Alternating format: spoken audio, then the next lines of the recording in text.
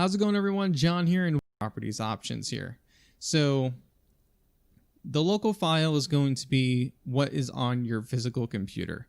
And it's the most common thing that everyone uses when they use media source. What we're going to do is we're going to go back to the loop. I have restart the playback when the source becomes active.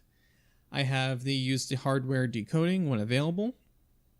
Show nothing when the playback ends, and then close file when inactive.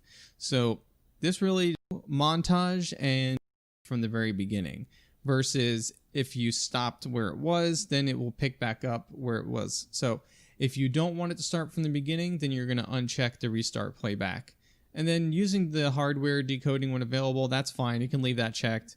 And then the show nothing when the playback ends, that's up to you. But if you have loop set up, then it's just going to keep going and going and going. Now for the speed percentage, that's up to you if you want it to be a little bit faster or if you just want to keep it as the speed of the original format of that video or sound or whatnot.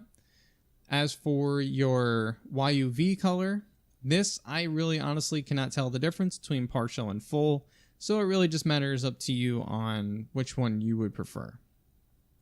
So what I'm going to do here is I'm just going to leave loop on.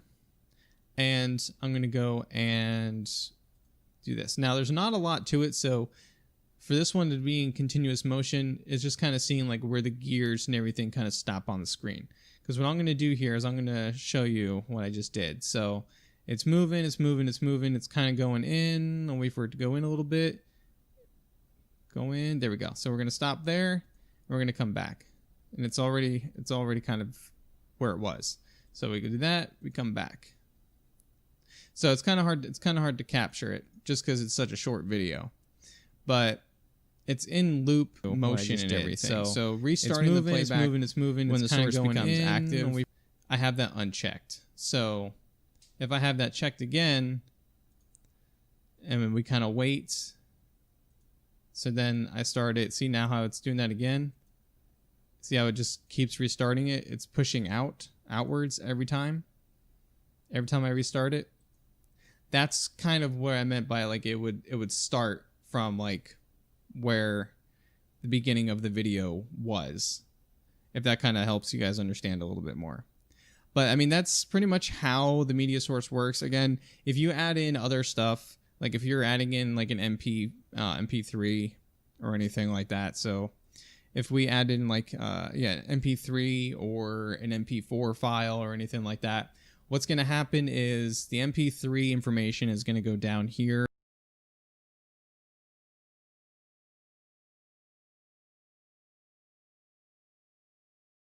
Videos within Streamlabs OBS. Now let's first add that media source that we want to use within OBS. We may want to use a media source, in other words, a video at the beginning of our stream, maybe the go live screen before we actually start our stream. So let's just, for example, let's just pick this for a video. As you can see, the video itself is showing, but there is no audio that you can hear. If you go down into your mixer source, you can see that there is actually audio on this video. So what we want to do is go over here into the advanced audio settings and find the media source, which can be a different name depending on if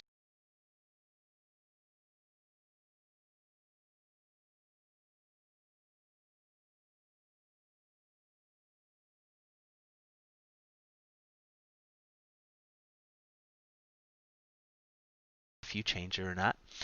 And come over here to the audio monitoring and just click on monitor and audio. It is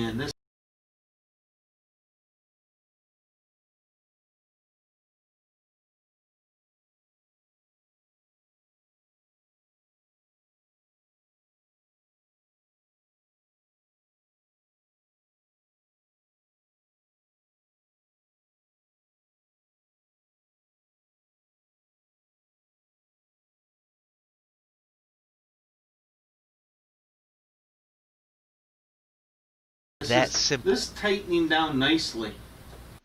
So as you can see, it's a very simple and quick